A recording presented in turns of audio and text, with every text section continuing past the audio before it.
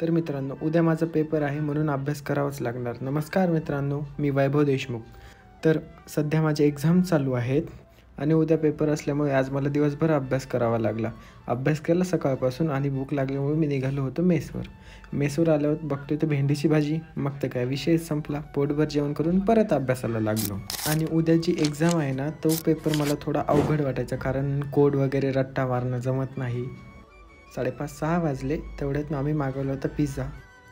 मग मी त्या delivery बॉयकडून pizza घेतला आणि निघालो रूमवर.